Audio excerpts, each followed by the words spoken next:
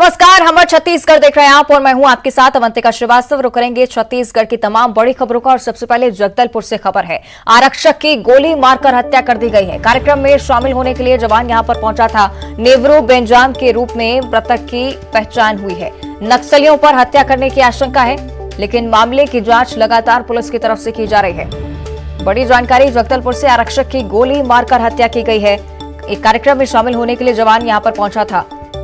नेवरू बेंजाम के रूप में मृतक की पहचान हुई है। नक्सलियों पर हत्या करने की आशंका प्राथमिक तौर पर, हालांकि पुलिस मामले की जांच में जुटी हुई है। जगदलपुर से बड़ी खबर, आरक्षक की गोली मारकर हत्या की गई। एक कार्यक्रम में शामिल होने के लिए जवान जगदलपुर पहुंचा था। मृतक की पहचान नेवरू बेंजाम के रूप में हुई है। नक्सलियों पर हत्या करने की आशंका है, हालांकि जांच में मामले का खुलासा होगा। पुलिस लगातार मामले की जांच कर रही है।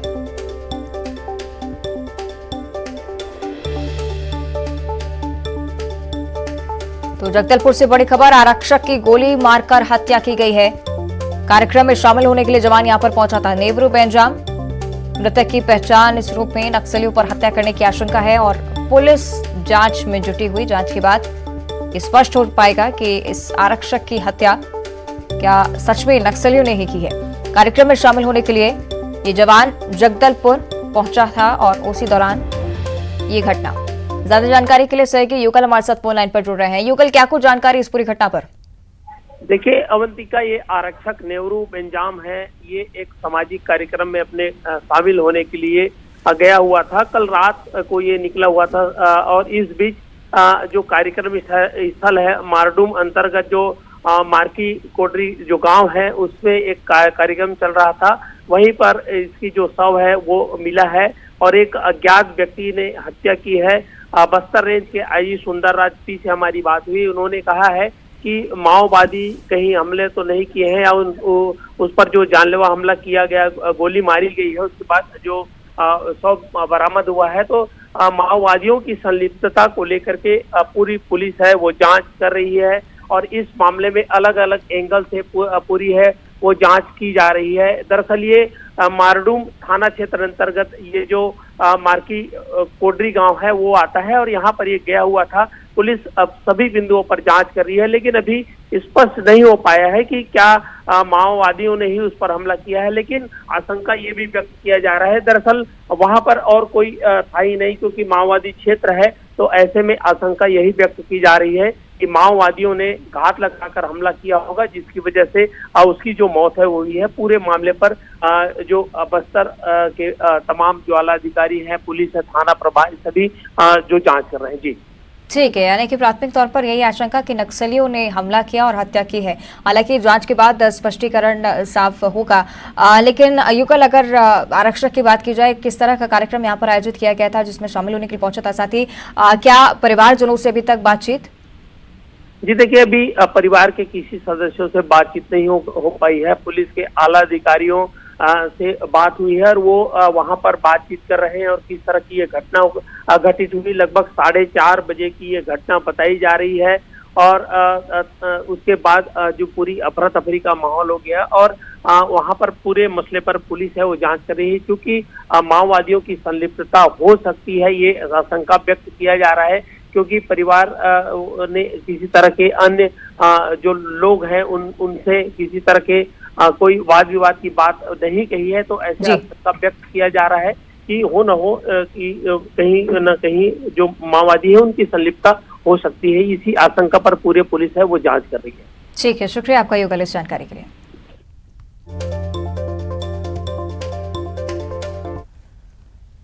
आगे बढ़ते हैं, एक और बड़ी खबर। हिमाचल दौरे पर हैं सीएम भूपेश बघेल। आज चुनावी सभा को संबोधित करेंगे। साथ ही आज शाम सीएम भूपेश बघेल वापस रायपुर लौट आएंगे। तो हिमाचल प्रदेश के दौरे पर सीएम भूपेश बघेल लगातार वहां पर प्रचार की कमान संभाले हुए हैं। चुनावी सभा को आज भी संबोधित करेंगे और आज शाम को वापस रायपुर लौट आएंगे सीएम।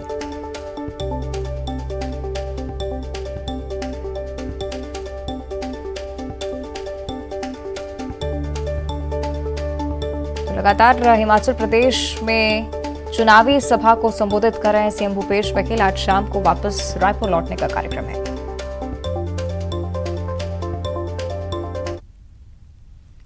आगे बढ़ते हैं, रायपुर से बड़ी खबर है। भानु प्रतापपुर उपचुनाव के लिए आज से नामांकन शुरू हो चुका है। 17 नवंबर तक ये नॉमिनेशन चलेगा। बीजेपी और कांग्रेस ने अभी तक अपने पत्ते नहीं खोले, उनकी तरफ से किसी भी नाम का ऐलान नहीं। कांग्रेस 15 नवंबर को नाम की घोषणा कर सकती है। 5 दिसंबर को मतदान होगा, जबकि 8 दिसंबर को वोटों की गिनती होनी है। तो भानु प्रतापपुर उपचुनाव को लेकर ये बड़ी जानकारी। आज से नामांकन की प्रक्रिया शुरू हो रही है। 17 नवंबर तक नॉमिनेशन चलेगा। बीजेपी और कांग्रेस ने अभी तक प्रत्याशियों के नामों की घोषणा नहीं की। माना जा रहा है कि कांग्रेस 15 नवंबर तक नाम की घोषणा कर सकती है। 5 दिसंबर को मतदान होगा, जबकि 8 दिसंबर को वोटों की गिनती होगी।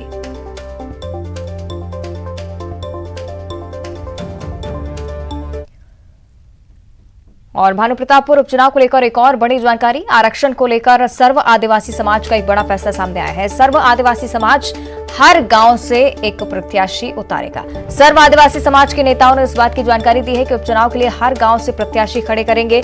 आज समाज की बैठक में ये जो फैसला है उस पर अंतिम मुहर लगेगी। प्रत्याशियों पर अंतिम फैसला आज सामने आएगा। भानु प्रतापपुर विधानसभा क्षेत्र में कुल 465 गांव हैं और चुनाव आयोग के सामने एक बड़ी चुनौती खड़ी होगी। अगर हर गांव से एक प्रत्याशी सामने आता है तो ईवीएम में 400 से ज्यादा प्रत्याशियों के नाम शामिल करने में बड़ी मुश्किलें आने वाली है।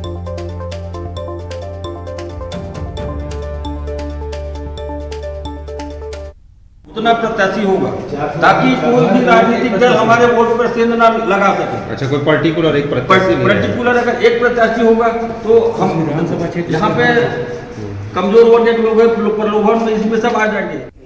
हाँ, ज्यादा जानकारी के लिए सहयोगी ममता का हम रुख कर लेते हैं। ममता, सर्व आदिवासी समाज की तरफ से साफ तौर पर कहा गया है कि कोई भी राजनीतिक दल हमारे वोट पर, हमारे अधिकारों पर सेंध न लगा सके, इसलिए हर गांव से एक प्रत्याशी खड़ा किया जाएगा। लेकिन एक बड़ी चुनौती चुनाव आयोग के लिए भी।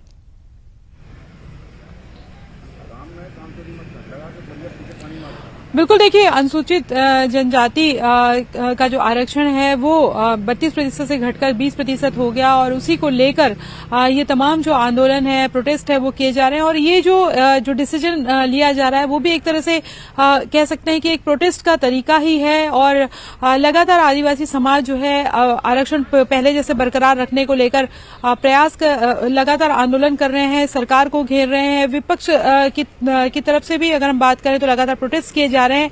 अब जब जो भानु प्रतापपुर उपचुनाव है और ये एक बड़ा मौका है जहां पर चूंकि एक तरह से दबाव बनाया जा सकता है और ये दबाव बनाने के लिए ही सर्व आदिवासी समाज की तरफ से ये डिसीजन लिया जा रहा है। लेकिन सबसे बड़ी चुनौती जो होगी वो चुनाव आयोग की होगी, क्योंकि 465 करीबन गांव इस विधानसभा क्षेत्र के भीतर आते हैं और अगर हर गांव से एक प्रत्याशी खड़ा किया जाएगा तो क्या इस तरह से मान्यता जो है वो चुनाव आयोग की तरफ से मान्यता दी जाएगी। अगर आज जो है बैठक होने वाला है और बैठक पे अगर यही डिसीजन बरकरार रहता है तो आने वाले समय में क्या होगा। दूसरी बात अगर हम बात करें तो सरकार ने अभी विशेष सत्र बुलाया है। 1 और 2 दिसंबर को विशेष सत्र बुलाया गया है। क्या इस बात को लेकर कन्विंस करवाने की कोशिश की जाएगी, आदिवासी समाज से बात की जाएगी कि वो अपना डिसीजन वापस ले और क्या वो मानते हैं। दूसरी बात ये कि विपक्ष की तरफ से भी किस तरह के प्रयास किए जाएंगे, क्योंकि मुश्किलें तो बीजेपी की भी बढ़ेगी, कांग्रेस की भी बढ़ेगी। देखना ये होगा कि दोनों ही पार्टियां मिलकर किस तरीके से इसको साधने की कोशिश करती हैं या फिर मनाने की कोशिश करती हैं। ये तमाम चीजें देखने वाली होगी। आज की जो बैठक है वो काफी महत्वपूर्ण होगी। लेकिन एक तरह से कहें कि अब तक जो अलग अलग तरीके से आदिवासी समाज अपना विरोध प्रदर्शन करता रहा है और इसके साथ राजभवन तक वो गए थे, ज्ञापन सौंपा था राज्यपाल को। अब ये बड़ा दांव इस तरीके का खेला है। जाहिर तौर पर ये एक तरह से कहें कि दबाव डालने वाली भी रणनीति पे वो काम कर रहे हैं। तो दोनों ही पार्टियां हो या फिर चुनाव आयोग हो, तमाम पर नजर रहेगी किस तरीके का इसका जो असर है वो दिखाई देगा और डिसीजन आज क्या होता है इस पर भी नजर रहेगी। जी बिल्कुल, देखना होगा आगे क्या कुछ होता है। ममता, शुक्रिया आपका इस पूरी जानकारी के लिए। और आगे बढ़ते, रायपुर से बड़ी खबर है। प्रदेश में 1 नवंबर से धान खरीदी लगातार शुरू हो चुकी है और जारी भी है। अब तक की जो खरीदी हुई है उसके आंकड़े सामने आ चुके हैं। 1,74,000 मीट्रिक टन धान की खरीदी हुई है। 58,415 किसानों ने अपना धान बेचा है और 375 करोड़ रुपयों का भुगतान भी हो चुका है। धान बेचने के लिए 2,497 खरीदी केंद्र हैं। अब तक 63,649 टोकन जारी हो चुके हैं, जबकि धान खरीदी के साथ साथ धान का उठाव भी शुरू है। कस्टम मिलिंग के लिए 3,692 मीट्रिक टन धान का उठाव है। सामान्य धान 2,040 रुपए प्रति क्विंटल की दर से खरीदा जा रहा है। ग्रेड ए धान 2060 रुपए प्रति क्विंटल की दर से खरीदा जा रहा है। तो धान खरीदी को लेकर अब तक के आंकड़े सामने आ चुके हैं। अब तक 1,74,000 मीट्रिक टन धान खरीदी जा चुकी है। आगे बढ़ते हैं, बिलासपुर से बड़ी खबर है। बीजेपी की मेहतारी हुंकार रैली है कल और हुंकार रैली के मार्ग सभा स्थल को लेकर गतिरोध लगातार जारी है। बीजेपी और प्रशासन के बीच इजाजत को लेकर गतिरोध है। जिला प्रशासन ने गांधी चौक तक की अनुमति दी है। रैली को लेकर प्रशासन ने भी तैयारियां तेज कर दी हैं। ट्रैफिक रूट डाइवर्ट करने के लिए लगातार प्लानिंग की जा रही है। बीजेपी की मेहतारी हुंकार रैली कल और इसको लेकर तमाम तैयारियां प्रशासन की तरफ से जारी है।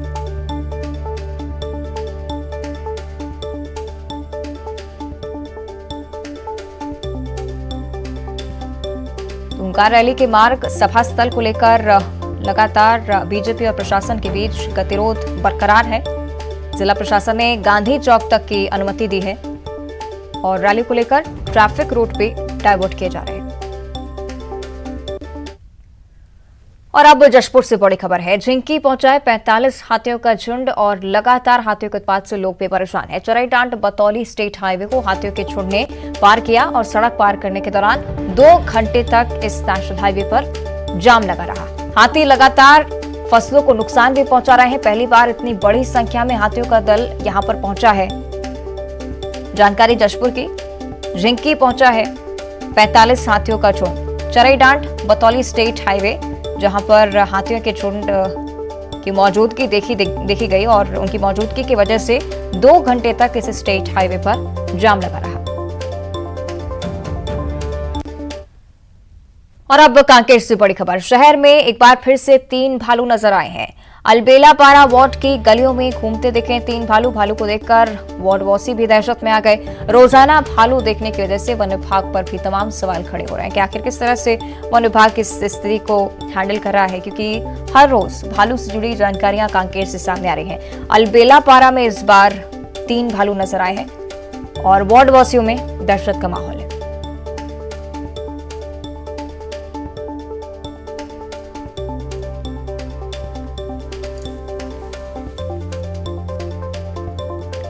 तस्वीरें सामने आई हैं कांकेर से।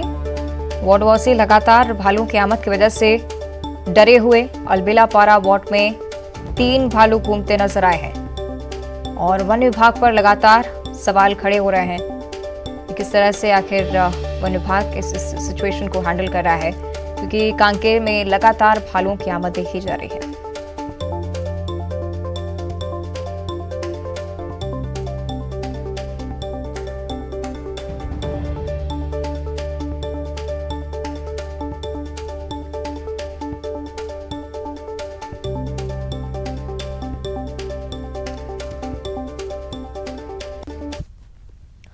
और इधर बिलासपुर के सनकंडा थाना इलाके से एक बेहद ही सनसनीखेज मामला सामने आया है। यहां एक युवती को उसके बाल पकड़कर घसीटते हुए शख्स सीसीटीवी कैमरे में कैद हुआ है। इसके बाद इलाके में हड़कंप मच गया। तस्वीरें आप देख रहे हैं टीवी स्क्रीन पर। पहले तो शख्स आकर एक स्कूटी पर बैठता है, फोन पर कुछ बात करता है और फिर कुछ देर के बाद एक युवती को बाल पकड़कर घसीटता हुआ नजर आता है। उसके पीछे कुछ और लोग भी दिखते नजर आ रहे हैं। आपको बता दें कि किसी ने इसे अगवा करने की कोशिश कहा तो कोई आपसी झगड़ा से बता रहा था। मामला अब पुलिस तक भी जा पहुंचा है, लेकिन कोई कार्रवाई अभी तक इस मामले में नहीं हुई है। बताया जा रहा है कि पुलिस भी इसे लिव इन रिलेशनशिप से जुड़ा मामला बता रही है, लेकिन पूरा माजरा क्या है ये तो जांच का विषय है। और कोरबा जिला अस्पताल एक बार फिर से सुर्खियों में है। इस बार महिला मरीज से नशे की हालत में डॉक्टर ने मारपीट की है। मारपीट का वीडियो वायरल होने के बाद डॉक्टर को प्रबंधन ने कारण बताओ नोटिस जारी किया है। इस मामले में जानकारी मिलते ही प्रबंधन ने इस मामले में संज्ञान लिया और इससे पहले भी इस तरह की हरकतें अस्पताल में हो चुकी हैं। एक बार फिर से यही वीडियो आपकी टीवी स्क्रीन पर।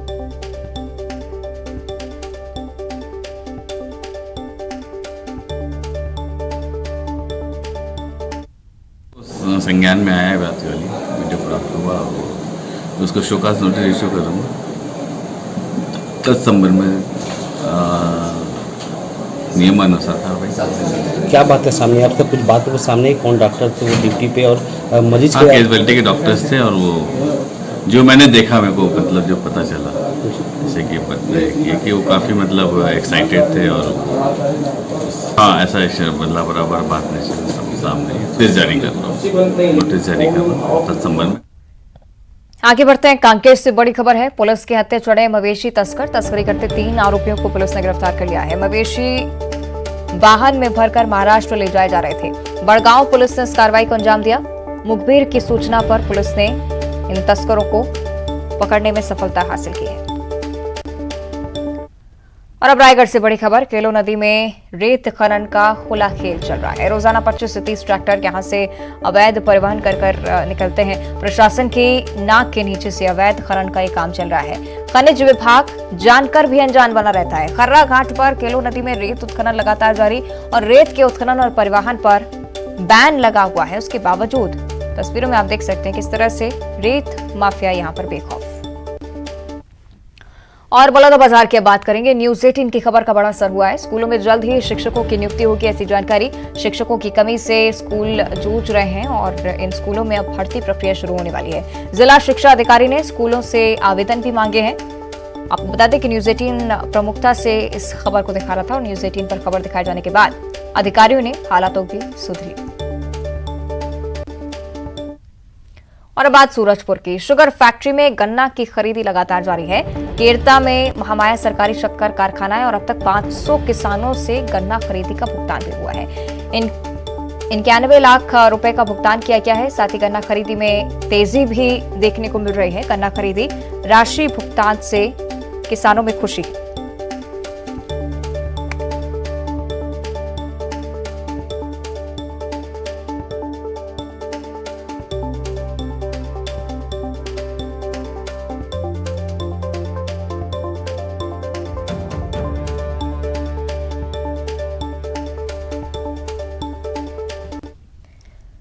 और अब रायपुर से बड़ी खबर है। प्रदेश में दिसंबर के आखिरी हफ्ते में शीतलहर चलेगी, ऐसी जानकारी। अभी मौसम यहां पर शुष्क ही रहेगा। कहीं कहीं पर कोहरा भी छाया रहेगा। राजधानी में फिलहाल ठंड से लोगों को राहत मिलेगी। फिलहाल ठंड यहां पर लोगों को परेशान नहीं करेगी। जानकारी मौसम विभाग की तरफ से यही कि दिसंबर के आखिरी हफ्ते में शीतलहर प्रदेश में चलेगी।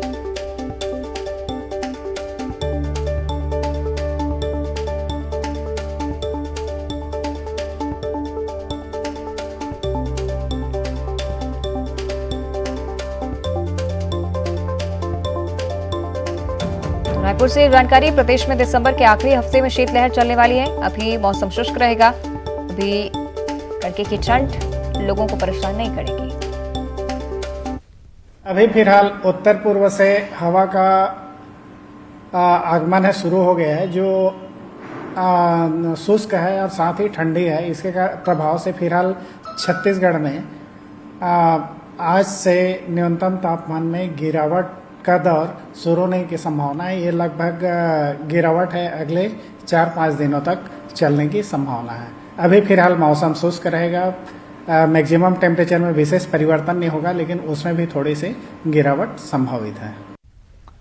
और T20 वर्ल्ड कप का दूसरा सेमीफाइनल आज खेला जाएगा। आज एडिलेड ओवल में भारत और इंग्लैंड के बीच मुकाबला होना है। Team India T20 world cup में चौथी बार इंग्लैंड से भिड़ने जा रही है। भारतीय टीम ने T20 वर्ल्ड कप में 2 बार इंग्लैंड को हराया, जबकि इंग्लैंड की टीम एक मुकाबला जीतने में सफल रही। वहीं दोनों टीमें अब तक T20 क्रिकेट में 22 बार भिड़ी हैं। भारतीय टीम 12 बार जीतने में सफल रही, जबकि इंग्लैंड की टीम ने 10 बार भारत के खिलाफ जीत हासिल की है।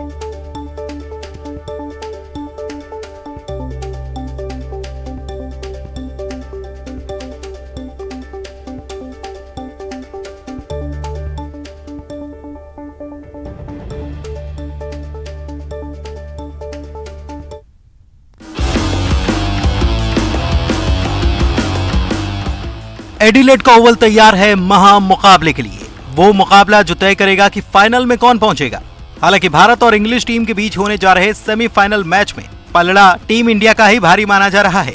आंकड़े ये बताते हैं कि दोनों टीमों के बीच हुए T20 इंटरनेशनल मैचेस में टीम इंडिया का रिकॉर्ड शानदार रहा है। अब तक दोनों टीमों के बीच 22 मुकाबले खेले गए, जिनमें 12 मैच टीम इंडिया ने जीते, जबकि 10 मुकाबले इंग्लैंड की टीम ने अपने नाम किए। वहीं T20 वर्ल्ड कप के मुकाबलों की बात की जाए तो भारत और इंग्लैंड के बीच 3 मैच हुए हैं और इनमें से भी 2 मुकाबले टीम इंडिया ने तो 1 मैच इंग्लैंड ने जीता है। दोनों टीमों के बीच T20 वर्ल्ड कप में आखिरी मुकाबला 10 साल पहले साल 2012 में हुआ था। तब श्रीलंका में खेले गए मैच में टीम इंडिया ने एक तरफा जीत अंग्रेजी टीम पर दर्ज की थी। इंडिया ने यह मुकाबला 90 रनों के बड़े अंतर के साथ जीता था। जाहिर है इस हार को इंग्लैंड की टीम आज तक भुला नहीं पाई होगी, लेकिन इससे पहले साल 2009 में दोनों के बीच हुई भिड़ंत में इंग्लैंड की टीम ने भारत को बेहद नजदीकी मुकाबले में महज 3 रनों से हराया था। वहीं साल 2007 में दोनों टीमों के बीच हुई भिड़ंत को आज तक भारतीय क्रिकेट फैंस बड़े दिन के तौर पर याद रखते हैं। इस मैच में टीम इंडिया ने इंग्लैंड को 18 रनों से हराया तो था ही, लेकिन इस मैच में पूर्व धुरंधर बल्लेबाज युवराज सिंह ने 1 ओवर में 6 छक्के जड़कर इतिहास बनाया था। उन्होंने इंग्लैंड के पेसर स्टुअर्ट ब्रॉड की 6 गेंदों पर 6 छक्के जड़े थे। हालांकि आपको बता दें कि T20 वर्ल्ड कप के किसी नॉकआउट मैच में भारत और इंग्लैंड के बीच अब तक कोई मुकाबला नहीं हुआ है। वहीं T20 वर्ल्ड कप 2022 की बात की जाए तो रोहित शर्मा एंड कंपनी ने सुपर 12 स्टेज में सिर्फ 1 मैच साउथ अफ्रीका जैसी मजबूत टीम के खिलाफ गंवाया था और बाकी सारे मैच जीतकर पॉइंट टेबल में नंबर 1 पर पहुंची थी, जबकि इंग्लैंड आयरलैंड के खिलाफ अपसेट होने के बाद यहां तक पहुंचने में कामयाब रही। श्रीलंका के खिलाफ पिछले मैच में भी उसे मुश्किल से जीत मिली थी। ये तमाम पहलू बताते हैं कि भारत और इंग्लैंड के बीच सेमीफाइनल में टीम इंडिया का पलड़ा भारी होगा। गौरतलब है कि भारत ने 15 साल पहले T20 वर्ल्ड कप का पहला एडिशन ही अपने नाम किया था। साल 2007 में टीम इंडिया ने महेंद्र सिंह धोनी की कप्तानी में पाकिस्तान को हराकर अपना एकमात्र T20 वर्ल्ड कप खिताब जीता था, जिसके बाद अब टीम इंडिया को 15 सालों से दूसरे खिताब का इंतजार है। वहीं इंग्लैंड की टीम ने साल 2010 में ऑस्ट्रेलिया को हराकर अपना पहला वर्ल्ड कप जीता था।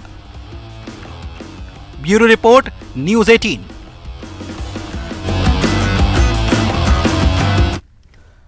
और T20 वर्ल्ड कप में भारत का इंग्लैंड से सेमीफाइनल मुकाबला आज होने जा रहा है। सेमीफाइनल मुकाबले को लेकर मुंगेली में भी क्रिकेट फैंस में भारी उत्साह देखने को मिल रहा है। भारतीय टीम की जीत के लिए क्रिकेट प्रशंसक प्रार्थना कर रहे हैं। आज का मैच जीतने के साथ ही भारत को फाइनल में पहुंचने की अग्रिम शुभकामनाएं भी दी जा रही हैं। T20 क्रिकेट विश्व कप में भारत का आज महत्वपूर्ण मुकाबला इंग्लैंड के साथ है और सेमीफाइनल के इस मुकाबले में सभी क्रिकेट प्रशंसक आप देख सकते हैं भारत की जीत की शुभकामनाएं कर रहे हैं और लगातार भारत की जीत के लिए शुभकामनाएं कर रहे हैं। साथ ही आज इस महत्वपूर्ण मुकाबले में सभी को काफ़ी उम्मीदें भी हैं कि भारत आज एक इस महत्वपूर्ण मुकाबले को जीते। कुछ क्रिकेट प्रशंसक हैं, किस तरह शुभकामनाएं कर दे रहे हैं? सेमीफाइनल मैच के बाद जो फाइनल मुकाबला है उसके लिए हम लोग ज़्यादा फोकस कर रहे हैं। ये मैच तो जीतेगी ही इंडिया, हमारी पूरी टीम की और हमारे पूरे प्रशंसकों की उम्मीद है कि सेमीफाइनल मैच जीतने के बाद पाकिस्तान के साथ जरूर फाइनल खेलेगी और फाइनल में बुरी तरीके से जो है पाकिस्तान को हरा करके हमें एक तोहफा देगी टीम इंडिया। किस खिलाड़ी से ज़्यादा आप लोगों को उम्मीद है?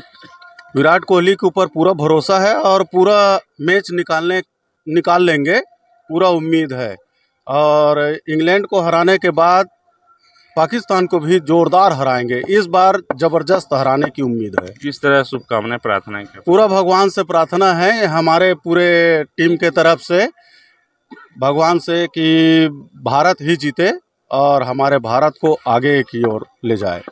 देख सकते हैं कि सभी को उम्मीदें हैं कि भारत आज का मुकाबला जीते और इसके बाद पाकिस्तान के साथ फाइनल में महामुकाबले में पहुंचे और एक इतिहास रचे और भारत जो है इस विश्व कप में विजय प्राप्त करे। न्यूज़ 18 के लिए मुंगेली से प्रशांत सर। और इसी के साथ बुलेटिन में फिलहाल इतना ही। देखते रहिए न्यूज़ 18।